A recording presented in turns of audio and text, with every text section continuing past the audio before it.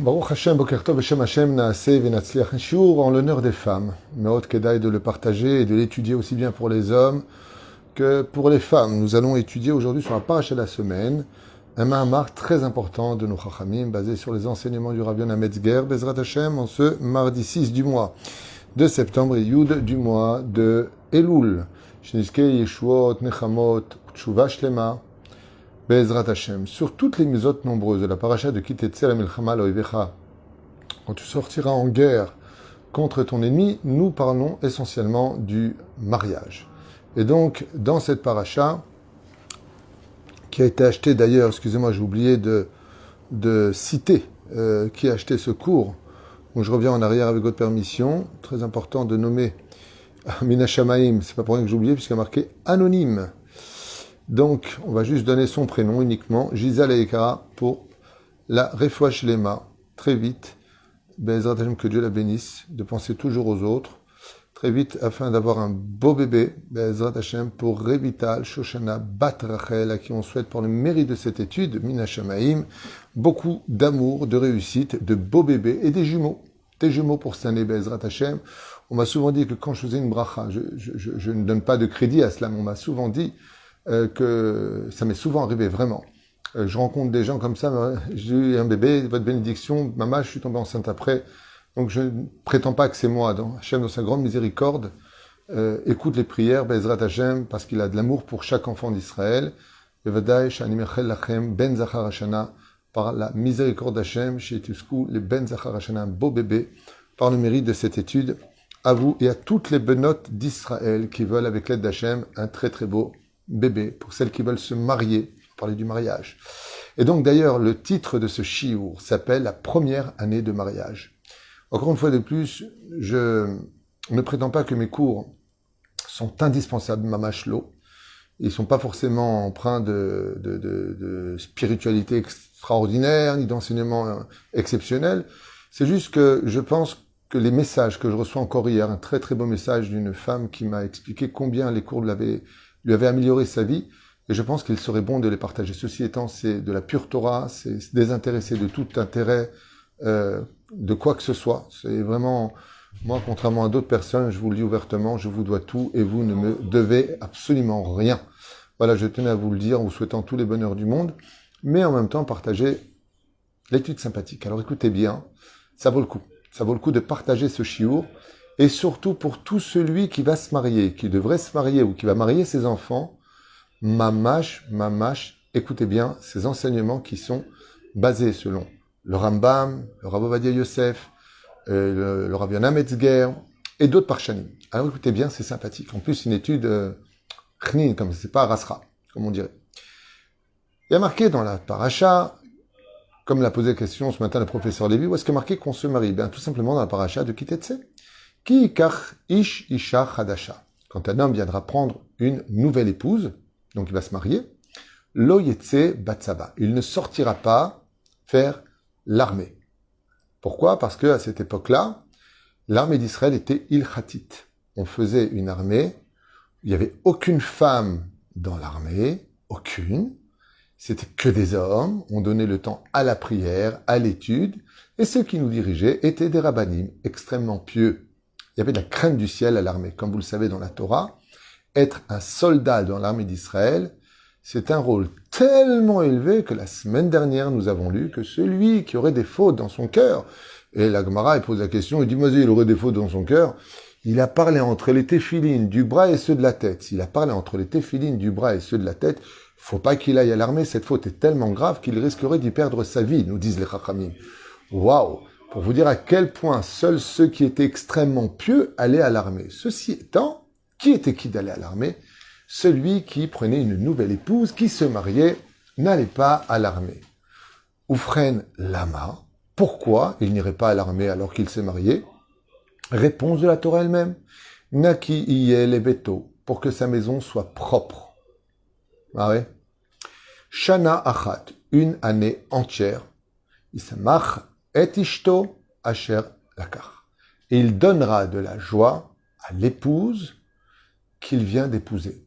Alors ici, bien entendu, vont exploser des dizaines de questions, mais on va en faire deux. Euh, la Torah nous dit, tu donneras la joie à ta femme une année. C'est vrai, après une année, tu peux la frapper, tu peux lui pourrir la vie, j'ai pas compris. Pourquoi tu dis une année, Isamach et Tishto, Isamach et Tishto, Isamach et Tishto, un an? Et au-delà d'un an, chérie, un an de mariage, c'est bon, maintenant tu vas morfler? Pourquoi tu demandes ça? Un an.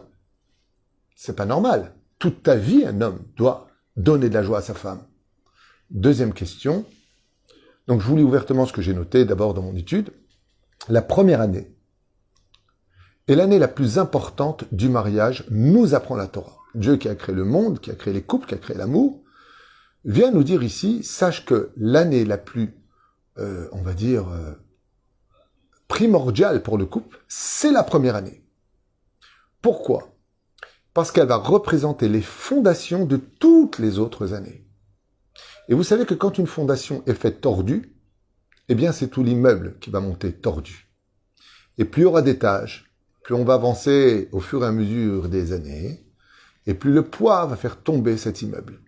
Ce qui fait que la racine du mariage, la rencontre qui est propre, on ne se touche pas avant le mariage, comme le dit le Chafetz Chaim, fais très attention, le jour du mariage, de bien faire les danses séparées au minimum, les tables et les danses, mais au moins les danses. Isur deoraita. Très attention, c'est la base sur laquelle va reposer tout ton avenir. Eh bien, la première année, pourquoi elle est primordiale?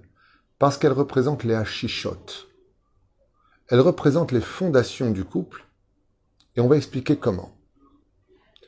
Tout simplement parce que la première année dévoile réellement les personnalités du couple. Avant le mariage, c'est beaucoup la vitrine. On a bizarrement, comme je l'ai souvent expliqué, tout le temps du temps l'un pour l'autre, on se manque constamment, on a les hormones qui bouillonnent, on s'aime, on est pressé de se marier, on fait plein de projets. On a l'impression que depuis qu'on a trouvé son conjoint, eh bien, la fusion est tellement importante, malgré les déboires et les obstacles qui s'imposent de par le fait de mettre tout en accord entre les deux familles. C'est pas une bar mitzvah, une bat mitzvah, c'est un mariage. Ça nous comprend deux familles, souvent de cultures différentes. Donc, il y a des petits obstacles, ce qui est tout à fait normal. Faut pas avoir peur de voir qu'il y a des problèmes quand on se marie. Ceci étant, ça peut être tout à fait évité quand on sait parler. Quand on sait pas parler, eh bien, on retourne dans sa niche. Résultat, cette première année-là va dévoiler par la suite, après le mariage, d'un coup, eh bien, la réelle personnalité. Ça y est, bas les masques. Dès qu'on est marié, on s'est mis la bague au doigt, enfin, l'homme a mis la bague à la femme plus exactement, on rentre chez soi. Et là, quelque part, comme on le dit d'ailleurs tous les matins, Ose Chadashot, Baal Milchamot, quand quelque chose est nouveau dans la vie d'une personne, Baal Milchamot, ça s'emprunte de guerre. Pourquoi? Parce que chacun va tirer un peu sur son drap, son territoire. Il ne veut pas que l'autre lui impose, il ne veut pas que l'autre pense que, il ne veut pas que. Chacun, d'un coup, quelque chose qui change. Et dans ce changement tout à fait naturel, n'oublions pas que le garçon et la fille sortent des parents. Ce sont, quelque part, même s'ils sont matures, un peu des irresponsables, parce que le toit est payé par les parents, parce que leur vie, quelque part, même s'ils participent, elle n'est pas prise en charge par eux-mêmes. Ils sont encore sortis, mi béaboua, ils sortent de la maison du père. Donc, quelque part, là, d'un coup, ils vont prendre toutes leurs responsabilités. Comme je le dis souvent, être capable de se marier, c'est de reconnaître qu'on a grandi. Synonyme du mot mariage, devenir responsable. S'investir. Et donc, c'est un renouveau total pour le couple. De rentrer d'un coup chez soi et de recevoir les parents qui t'ont élevé comme des invités. C'est quelque chose de bouleversant. Papa et maman viennent chez nous. Vous faites Shabbat chez nous. C'est quelque chose de merveilleux. Mais ça demande beaucoup d'efforts. Beaucoup de patience. Et justement ce que nous dit la Torah. Alors écoutez bien. Donc car tout est nouveau pour le couple et il passe de prise en charge à toutes les responsabilités qu'engendre une maison. On va faire la liste, les factures, le loyer, on en a tout. Chacun attend beaucoup d'être assuré. Et qui particulièrement? La femme. La femme joue un rôle dans le mariage extrêmement minutieux, au point que la Torah elle-même nous dit « Hé, toi l'homme, fais attention à ta femme. Et simach et ishto, tu donneras de la joie à ton épouse. » Et excusez-moi, et l'homme, il n'a pas le droit d'être heureux, d'avoir une femme souriante à la maison. Il n'a pas le droit d'avoir une femme qui se lève en son honneur quand le mari rentre et lui dit Baruch Haba, mon mari, je suis tellement heureuse qu'on est enfin dans notre vie de couple. Pourquoi c'est tout le temps du côté de la femme? Et les hommes ont pu. Oh, on n'a pas le droit, nous aussi, d'avoir un petit peu de kavod? Makorepo. Atshuva Ivadda et Sheken. Seulement la différence, c'est que l'homme, en général, très bizarrement dans la vie, il est plutôt cérébral. La femme est regesh, elle est sensible. Tandis que dans le lit, c'est le contraire. C'est l'homme qui devient sensible, donc animal, et la femme qui devient cérébrale. Vous voyez, comme quoi que dans la vie, c'est pas tout le temps un fil conducteur, il y en a d'autres. Des fois, dans la vie courante, la femme est très cérébrale au niveau des relations, et elle est très sensible au niveau de la maison. Elle prend à cœur. Par contre, tu vexes une femme pour aller avec elle juste après, ça le fera pas. Et Makara, tu m'as vexé, au niveau cérébral, tout bloque. C'est ce que je voulais expliquer. Belachen, c'est pour cela que la Torah nous dit fais attention. Parce qu'une femme, quand elle rentre dans le foyer, bait, le mot bait vient de la racine bat, qui veut dire la fille. La maison, c'est la fille. Simach et beto. Tu feras attention à la maison, car la femme, c'est la maison. Et alors, chacun attend beaucoup d'être rassuré. L'homme aussi a besoin d'être rassuré sur le fait qu'il y a une grande mitzvah pour chaque épouse de se faire belle en l'honneur de son mari, surtout avec la jungle qu'il y a dehors. Le problème, mesdames, c'est souvent pas votre mari. C'est souvent d'autres femmes qui tournent autour de lui et qui se disent peut-être que lui, quelque part, il serait prêt à changer rapidement. Il y a tellement peu d'hommes aujourd'hui. Il y a tellement de difficultés à trouver un khatan valable. Donc, à la femme d'être prudente et de tout faire pour comprendre que la vie n'est pas un acquis et que tous les jours, il faut se battre pour garder ce que l'on a. La reine, il y a une mitzvah pour la femme, de se faire belle quand son mari y rentre, de lui parler avec honneur, de l'honorer, de lui donner ce dont il a besoin, des bons plats. Je vous donne un petit truc. Les hommes adorent manger. Comme dit la Gemara. Mais la Torah nous parle de la femme. Et qu'est-ce qu'elle nous dit vis-à-vis de la femme? La femme attend beaucoup, d'être rassurée maintenant qu'elle va, kiviachol, partager sa vie avec son conjoint, avoir quitté son père, sa mère, les murs qui l'ont vu grandir. Pour elle, c'est un changement total nécessaire car les femmes sont matures de façon naturelle, surtout après le mariage. Mais elle attend quand même de son mari.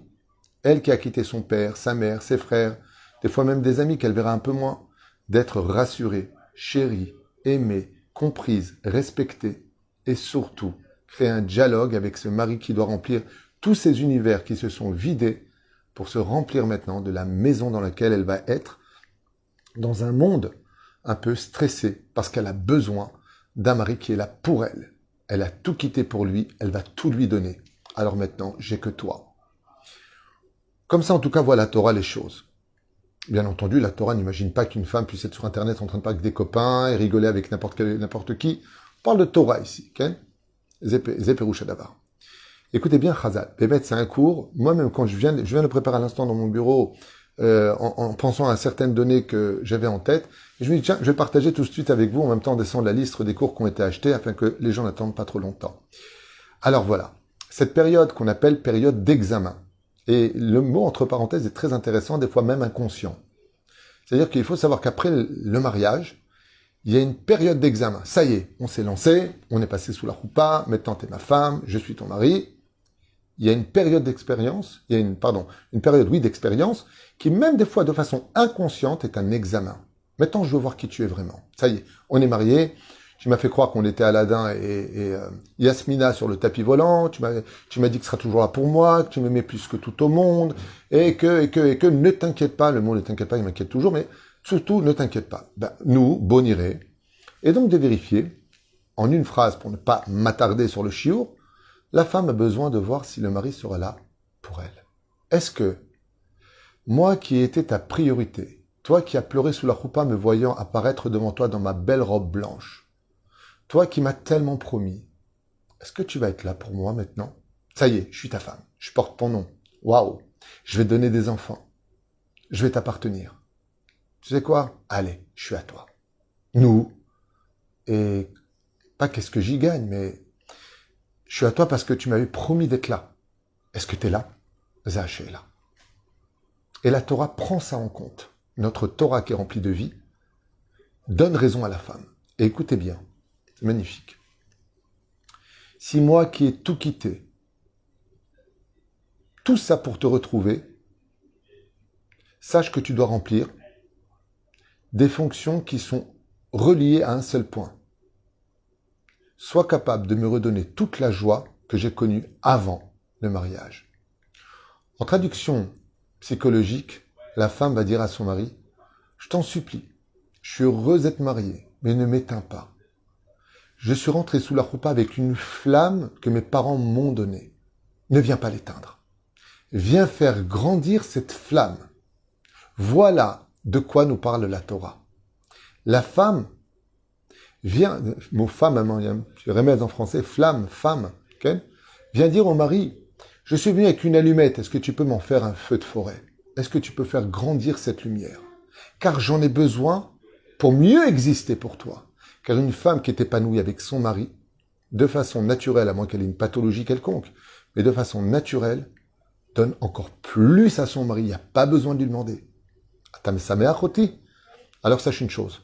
Peut-être que tu as fait de moi une grande lumière, mais ma lumière va devenir la clarté de tous les chemins obscurs dans lesquels tu es. Parce que moi, je te soutiendrai, je te remonterai le moral et je serai là pour toi à 100%.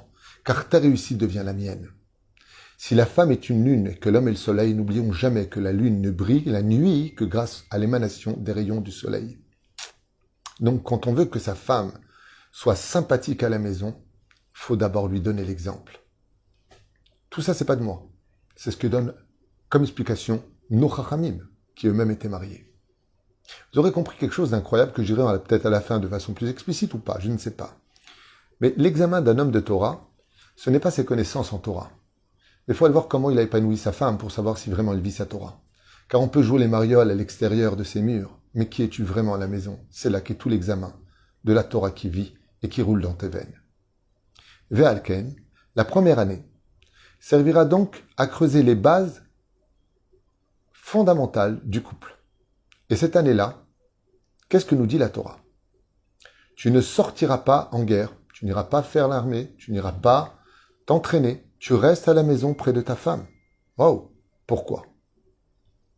Ni entraînement, car la guerre est l'antithèse du shalom et du shlom bayit.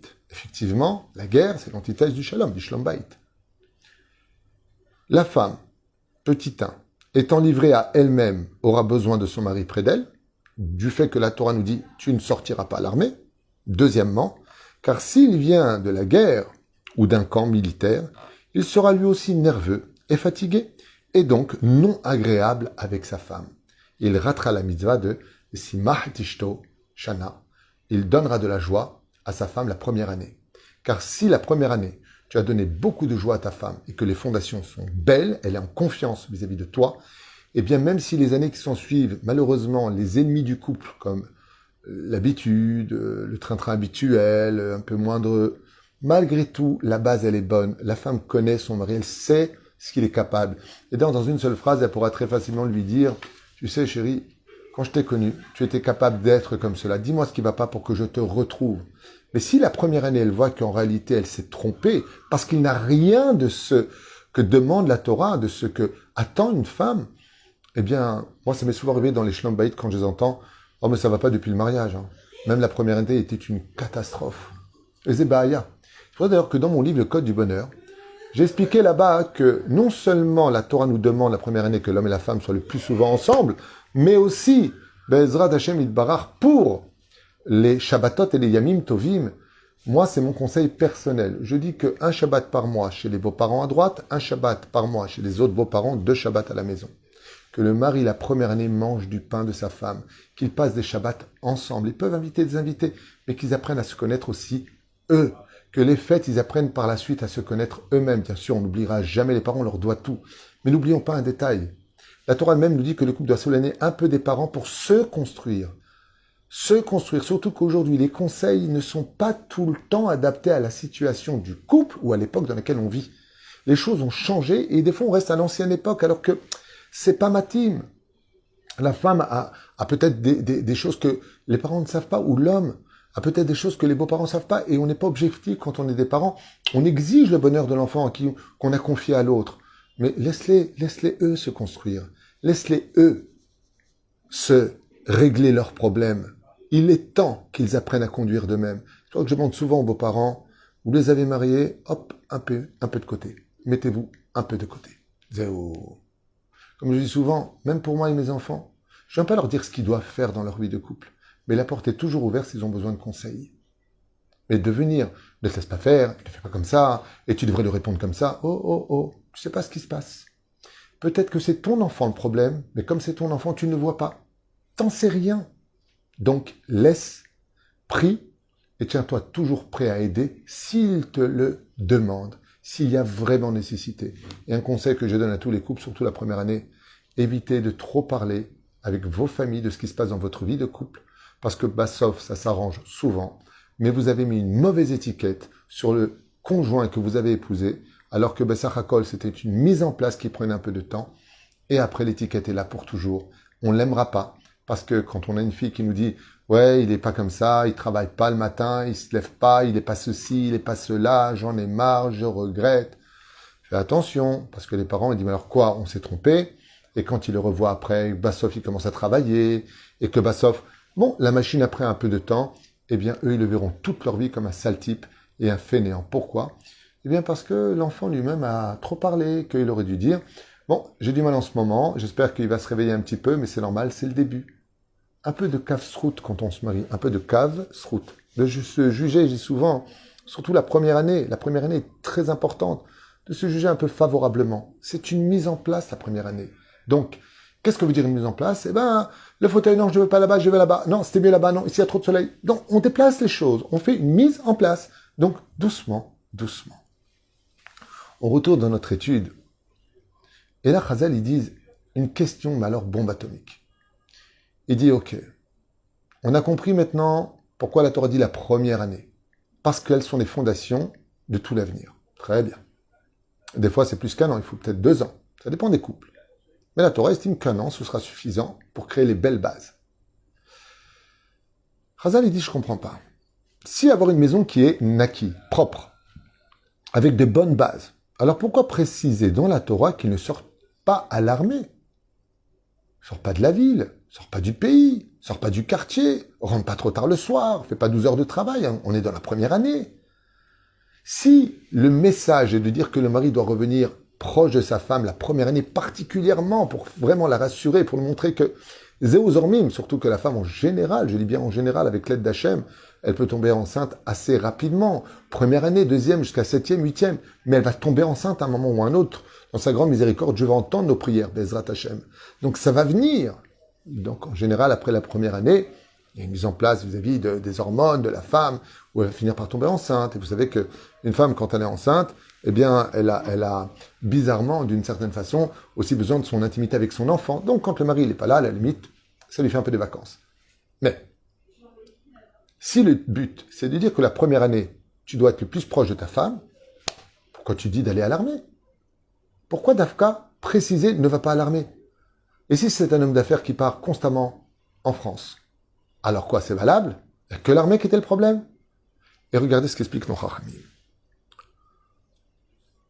Le Rav Ovadia répond à cette question, il dit « Le problème avec l'armée, la première année pour laquelle parle la Torah, c'est que l'uniforme avec ses galons, la caserne, le système de l'armée, pour qu'elle soit bien ordonnée, eh bien le mot ordonné vient de la racine donner des ordres. Et on a peur que si ce jeune marié va à l'armée, influencé par le camp militaire dans lequel il s'entraîne, ou à la guerre à laquelle il risquerait d'aller, on a peur que le khatan pense que diriger sa maison se passe comme un camp militaire. Et c'est pour cela que la Torah, elle ne parle que de l'armée. Que monsieur, quand il rentre, il se prend pour un général qui donne des ordres à un caporal. Et il dit, ouais, moi je suis désolé, c'est pas comme ça, moi c'est comme ça, et je donne des ordres, et je parle mal, et je fais, et je donne, et je punis. Et comme je vous l'ai marqué ici, eh bien qu'est-ce qui se passe ? Eh bien il va dire tout simplement, il va donner des ordres, il estime que là ça mérite une punition, que ça mérite une éducation, ah là ça mérite une récompense, comme on le fait à l'armée.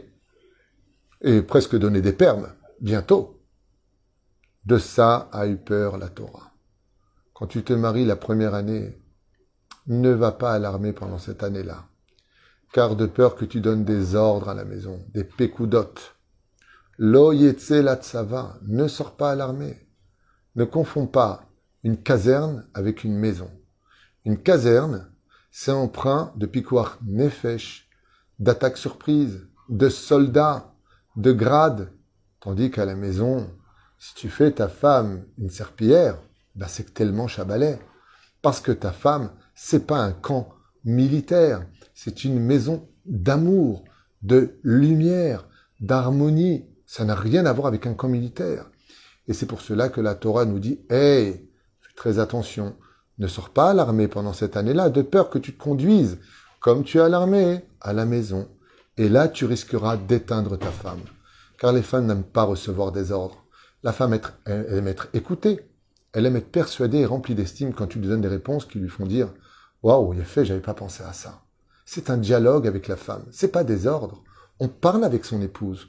On la met en considération. Moi, j'ai un de mes frères, que Dieu le bénisse. Chaque fois que sa femme dit un mot ou quelque chose même qui peut être hors sujet, je suis toujours épaté comment il remonte la parole de sa femme. Il lui a jamais dit n'importe quoi, mais quel rapport? Jamais. Toujours. Ah, elle fait, manienne. Ah, j'avais pas pensé à ça. Oui, c'est trop profond ce que tu dis. Il la remonte. C'est exactement de cela dont parle la Torah. Une fois, on raconte que le Rav Ovadia Yosef, alors que le Rav Yonah Metzger venait de descendre de son shiur, le Rav Ovadia montait juste après. Et voilà qu'un Avrer s'approche de lui avec un hétrog à la veille de Sukkot. Il vient voir le Rav Ovadia Yosef. Et le Rav Ovadia, il le voit, il comprend tout de suite qu'il veut lui demander la valeur de son hétrog, et il le regarde comme ça, et il lui dit « Combien tu as payé ce hétrog ?» Et le Avrer lui a dit avec un sourire « $100. » Pour un Avrer, $100, pour quelqu'un qui travaille, qui a beaucoup d'argent, c'est ridicule. Mais pour un Avrer, $100, c'est comme une personne qui travaille, qui vient de dépenser $3000. C'est énorme pour un Avrer, $100. C'est vraiment beaucoup d'argent. Et fier, il lui montre comme ça, il dit « J'ai payé $100 à Rav. » Et le Rav Ovadia, avant de regarder la valeur du Dour Mitzvah de cet étrog, il lui dit, mais avant que je regarde ton étrog, est-ce que tu as acheté une belle robe à ta femme en l'honneur de Sukkot, de Shalosh Regalim? Et l'Avrer lui dit, Vodara Mechila, c'est pas le sujet, je suis venu pour le étrog. Et le Rav il lui dit, oui, mais moi je t'ai posé une question aussi. Est-ce que tu as acheté une robe à $100 à ta femme? Et l'Avrer lui a dit, non, je suis désolé, j'ai pas encore acheté, non, j'ai pas acheté. Il voulait dire par là qu'il n'y avait pas d'argent pour acheter aussi une robe. Et le Rav Ovadia, il a regardé et il lui a dit devant tout le monde, d'acheter un étrog kasher,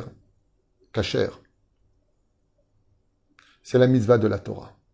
Qu'il soit super kasher, le plus beau du monde, c'est Hidur mitzvah. C'est enjoliver la mitzvah. Mais par contre, de donner le sourire à sa femme à la maison, c'est mitzvah tassé d'oraita, il lui a dit. Donc avant d'acheter un étrog à $100, d'abord tu vas acheter une belle robe à ton épouse, et avec ce qui te reste, tu vas aller acheter le étrog. Comme ça lui a répondu Maran Rav Ovadia Yosef. Ça, c'est une belle mitzvah. C'est fait, mais tu aurais pu acheter un étrog un peu moins cher et donner le sourire à ta femme. Parce que ton étrog n'aura de valeur devant Dieu que si à la maison ta femme est comme un soleil. Mais d'ignorer sa femme, de la laisser dans ses vieux habits en l'honneur de la fête, et toi de venir avec ton étrog à la maison, il lui a dit, le Rav Ovadia Yosef, c'est pas ça la Torah. Ça c'est ta Torah. C'est de la Vodazara. Parce que la Torah, elle te donne des ordres. Ne choisis pas ce que tu veux. Ici, il y a marqué, pourquoi tu ne donnes pas de la joie à ta femme? Le Rambam lui-même ramène, et il dit, combien un homme se doit d'honorer sa femme, de chérir sa femme. S'il a de l'argent, il dépense plus que ses moyens pour elle. Comme ça dit le Rambam. Et si on veut que la Shekhinah réside parmi eux, comme c'est marqué dans Sota Yud Zayin, Shekhinah Shrouya Benehem, c'est quand la femme est épanouie. Si tu veux du mazal, dit la Gemara dans Baba Metzia Nuntet, tu veux du mazal, tu veux de la santé, tu veux être bien dans ta vie, tu veux réussir les examens de toute ta Torah, Akadosh Baruch Hu, il regarde comment ta femme vit sa vie à la maison, comment elle est honorée, comment elle est respectée. C'est là qu'est tout l'examen. Alors vous allez me dire, dans ce cas-là, quoi, on est des... Oui chérie, bien chérie, comme tu veux chérie. Pas du tout. Un homme a le droit de dire pas du tout. Quand c'est spirituel, il met même son veto. Je parle même de veto, que ce soit très clair. Mais avec respect. Pas avec dédain. Avec respect. Non, je ne suis pas d'accord. Je n'accepte pas. Je suis désolé, je ne suis pas d'accord. En respectant l'autre. Sans lui crier dessus. Un jour, j'ai vu un homme qui criait sur sa femme. Je lui ai dit, mais qui vous a donné l'autorisation de lui crier dessus, monsieur? Je n'ai pas compris. Sur mon bureau. Oui, mais je comprends pas. Excusez-moi, mais vous êtes son prof, vous êtes quoi? J'ai pas compris. D'où vous donnez le droit de crier? Vous aimeriez, vous, qu'elle vous crie dessus? Il s'est calmé tout de suite quand je lui ai dit ça. Je lui ai dit, toute la Torah nous dit, ne fais pas à l'autre ce que tu voudrais pas qu'on fasse. Tu aimerais, toi, qu'une femme te parle mal? Moi, pour moi, il n'y a pas pire au monde qu'une femme qui parle mal à son mari. Mais comme je l'ai dit à mes propres enfants, ne faites jamais de mal à vos épouses. Si tu n'arrives pas à être un gentleman et que tu n'as pas réussi ton mariage, alors réussis au moins ton divorce. Sois un gentleman, sans guerre. Adam il est yachar, il faut être droit dans la vie. Et c'est pour ça qu'en Remez, regardez comme elle est belle notre Torah. Naki yelebeto shana. Propre sera sa maison pendant l'année. Si on regarde bien les sophitivot, Naki, ça finit par la lettre Yud. Yé, ça finit par la lettre He. Leveto, ça finit par la lettre Vav. Shana, ça finit par la lettre He. Yud, Ke, Vav, Ke. Le nom de Dieu se situe inscrit dans les sophitivot de celui qui donne de la joie à sa maison. Chers amis, très sincèrement, et je finirai avec cette phrase. Quel scénario vous préférez? Le mari qui rentre le soir à la maison et tout le monde est angoissé, stressé parce qu'il vient de rentrer. On ne sait pas comment ça va se passer. Avec ses sauts d'humeur, ses réflexions, ses ordres. Ou deuxième option, on entend la porte qui s'ouvre, le mari vient de rentrer, les enfants sont fous de joie et la femme est masée heureuse de voir enfin l'homme à qui et sur qui elle a le plus compté au monde pour créer l'avenir d'une descendance digne de la Torah. Quel scénario on préfère? Celui dont on est content dès qu'il s'en va de la maison? Celui dont on est angoissé dès qu'il rentre à la maison? Ou celui qui, quand il s'en va, commence déjà à manquer et que quand il revient à la maison, on est tellement heureux de l'accueillir? Il y a un soleil à avoir, il y a des choses à faire, Badaï Sheken.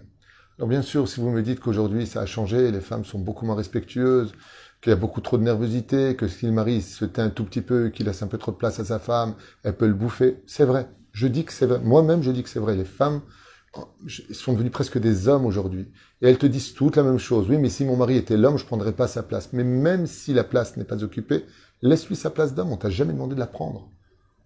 C'est pas la peine de dire je suis pas ta mère. Personne t'a demandé de jouer le rôle de la mère. Oui, mais si je le fais pas, personne ne le fera. Alors fais-le avec le sourire. Il y a beaucoup de choses qui vont pas dans les vies des couples à cause de cela. Et vous savez ce qu'on a fait?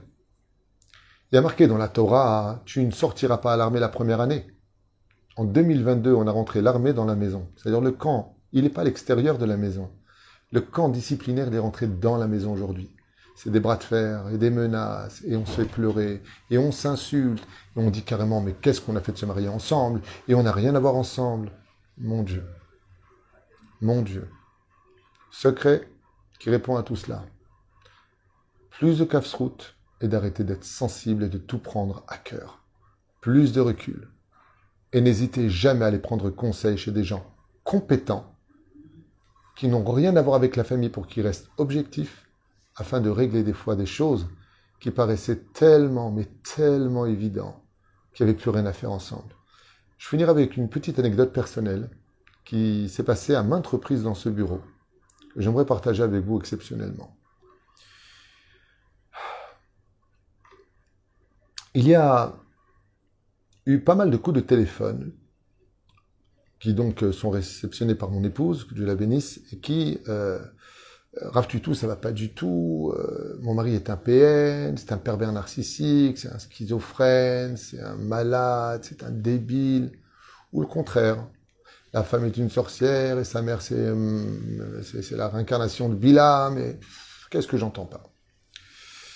Et j'ai eu pas mal de couples où, c'est vrai que selon ce qui se passait à la maison, eh bien, ça avait beaucoup de points communs avec ou le narcissique ou le manipulateur pervers narcissique. C'est vrai. il y avait beaucoup de points, mais pas tous les points. Et ces couples-là, avec l'aide d'Hachem, Mamash, et beaucoup d'investissements, sont ensemble aujourd'hui et vont très bien ensemble. Et j'étais au restaurant la dernière fois avec mon fils, un de mes fils, et juste derrière moi est apparu un couple qui avait été défini par la femme après plusieurs thérapeutes qu'elles avaient vus, et la définition faisait du mari un pur PN, mais vraiment un PN. Et ils sont venus ici, et j'ai expliqué au mari, qui a ouvert les yeux et s'est mis à éclater en larmes. Et il m'a dit, j'avais jamais vu les choses comme cela. Ce que je vous raconte, c'est passé, si je ne m'abuse, il y a 3 ans et demi, 4 ans. Et depuis 3 ans et demi, 4 ans, le couple va très bien. Et ils s'aiment. Et ils vont bien. Des fois, il arrive que l'homme s'aveugle, ou la femme s'aveugle. Comme j'ai eu ici des femmes qui parlaient extrêmement mal à leur mari. Et quand je leur ai fait réaliser leur façon d'être, j'ai même fait quelque chose de pas très joli, je vous dis franchement, j'ai fait exprès d'énerver la femme à côté de son mari et j'ai mis mon appareil en la filmant. Et une fois que j'ai fini de filmer et qu'ils se sont calmés, juste avant de partir, j'aurais dit au fait, je voudrais vous montrer quelque chose à vous. Elle rentre dans le bureau et je lui montre la vidéo. Elle a éclaté en larmes. Éclaté en larmes. Elle s'est vue laide. La chnana qui coule, les narines qui montent, les ongles sous les nez de son mari. Je lui dis, voilà ce que voit votre mari, madame. Elle me dit, mon Dieu, mais je suis horrible. Mais c'est horrible ce que je fais, je me rends même pas compte. Elle m'a dit, je vous promets de ne plus jamais me comporter comme ça. Maintenant que je me suis vu. Donc des fois, il arrive que Béhémet, je ne parle pas du vrai PN. Le vrai PN, je le dis à voix haute, il n'y a rien à faire, il n'y aura jamais rien à faire, jusqu'à la Géoula. Je parle de vrai PN. Mais qui est vraiment vrai PN? Non. Parce qu'il y a des gens qui sont narcissiques, il y a des gens qui sont un peu égoïstes, il y a des gens qui sont nerveux intérieurement. Il y a des gens qui ont été éduqués où le père était totalement autoritaire, ou des fois c'est la mère qui était totalement autoritaire, et ils vont reproduire ce même schéma au sein de leur couple. Ce qui n'est pas intelligent, certes. Mais il faut juste leur expliquer. Ou plutôt, leur faire réaliser. Parce que quand ils réalisent, ils s'améliorent. Dans chaque juif, il y a une étincelle. Cette étincelle, il faut aller très souvent la chercher au plus profond de lui, avec la forme, le dialogue, les raisonnements, la patience, l'effort et surtout l'investissement. Quand on veut vraiment, on peut. Et si vraiment il n'y a plus rien à faire, deux cas en général que je connais où par expérience, il n'y a plus rien à faire dans la vie d'un couple, si vraiment il n'y a plus du tout de sentiments, ça veut dire je suis qu'avec pitié, que par pitié, presque dégoût. Dans ce cas-là, moi j'évite, il y a peut-être un schlambaït à faire, moi j'ai pas les compétences pour ça, d'expérience. Quand il n'y a pas d'amour, c'est de la pitié, et si c'est de la pitié, on n'est fixé que sur les défauts, pour se renforcer encore plus de le quitter. Donc, l'expérience à moi, personnellement, m'a prouvé que quand il n'y a plus du tout réellement d'amour, c'est encore une toute petite étincelle, ça veut dire, bon, je vais dire que j'aime pas, mais alors on peut. Comment? Il suffit simplement de se renouveler. Il suffit de renouveler le mari ou renouveler la femme pour réaviver l'amour. Ça veut dire, il n'aime plus ce que tu es, change. Change de façon d'être, façon de parler, façon d'habiller. Relooker.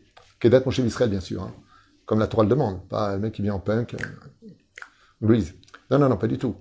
Mais on parle vraiment de... ce que tu as connu n'est plus. Tu as vu, j'avais pris du poids, je suis un autre homme. Je parlais tout le temps en criant, je ne crie plus. Ce que tu as été, j'aime plus. Mais je peux aimer ce que tu peux devenir. C'est une première règle. La deuxième chose, c'est le PN, qui malheureusement, lui, par contre, si vraiment il est PN, atteint de cette pathologie, de ce qu'on appelle le sociopathe dans l'ancien langage, je crois qu'il y a encore un peu de différence entre l'un et l'autre sur le domaine psychologique, là, il n'y a rien à faire. Il n'y a rien à faire, il va nous manipuler tout ce temps qu'on est, et ce sera Aoud. Mais attention. Beaucoup de gens avaient le profil du PN alors qu'il n'en était pas, et dans ce bureau, je peux vous affirmer que pas un, pas deux, pas trois, beaucoup plus que cela, sont venus ici avec le profil du PN, et en réalité, ça n'en était pas du tout, bien au contraire, ils sont devenus meilleurs que quelqu'un de bon, parce qu'ils ont réalisé leurs erreurs, ils ont réalisé que c'était pas normal, et ils l'ont vécu comme une normalité d'être celui qui avait l'habitude d'être au centre de tout, sans trop d'empathie pour les autres, parce que c'était une façon un petit peu barbare, sauvage de baser son conjoint ou sa conjointe. La reine, ne pas trop nous hâter dans ce genre de décision, de psaque, c'est un PN, c'est un ceci, c'est un cela, mais ça existe et quand vraiment on est face à un vrai PN, alors sauf qui peut. Hachem Yazor, Veishmor Otanu Mikol Davarra. La Torah, quand j'étudie, je trouve que c'est un tel monde de vérité. Donc, tu étudies la psychologie, tu étudies la Torah, tu étudies la vie, l'expérience. La vie est une école. Je peux vous affirmer que la Torah, il y a tout dedans. Je m'adresse à tous les hommes qui veulent entendre ce que j'ai à dire aujourd'hui. Mais il faut être fou pour ne pas étudier la Torah. On a un trésor dans les mains qui possède le passe-partout de tous les univers, de tout ce que nous pouvons voir et comprendre. Quel dommage de passer à côté d'un tel trésor toute notre vie, pensant que seul l'argent et les ça va aller peuvent résoudre les problèmes de la vie. Zelonachon. Quand on veut quelque chose, il faut aller le chercher. La Torah est juste dans la bibliothèque. C'est tout ce qu'il y a à faire. Prends ta main, sors là, étudie, pose des questions, fais-toi un rave, parle avec ta femme, sois agréable dans la vie, prie le Créateur du monde. Et peut-être que la Géoula viendra un peu plus vite, puisqu'on voit que le Satan s'attaque essentiellement à chaque couple. C'est qu'apparemment, il a vu que là-bas était la base de tous nos problèmes, aussi bien financiers que sociaux. Bracha ve'atzlacha bechol maseadenu. Et que Bezrat Hashem, on rajoute toujours cette petite pointe à la fin de la phrase quand on parle avec nos épouses. Chérie, bébé, mon cœur. Ça fait pas mal, ça coûte pas d'argent. C'est juste un mot qui adoucit des fois des réflexions qui seraient mal passées si on n'avait pas exprimé la forme nécessaire pour que nos épouses qui sont tellement sensibles, qui prennent tout à cœur avec beaucoup de fatigue, où elles demandent un peu d'être comprises, eh bien, on n'a rien à perdre. Et puis je finirai surtout avec cette phrase qui est tellement joker pour chacun de nous. Qu'est-ce que tu me reproches? Vous savez ce que c'est quand tu parles bien avec ta femme? Quand tu la respectes, quand elle est à hauteur de ce que tu dois être, non pas de ses espérances, mais toi, vis-à-vis de toi, de tes engagements, selon la Ktouba Bessachakol. Ouais. Quelle force de dire à sa femme, ok, est-ce que je t'ai insulté, est-ce que je t'ai frappé, est-ce que je t'ai fait du mal, est-ce que je t'ai manqué de respect? Non, Azma Trotsamimeni. Waouh. Je vous laisse avec ça, à méditer. Kol Tov.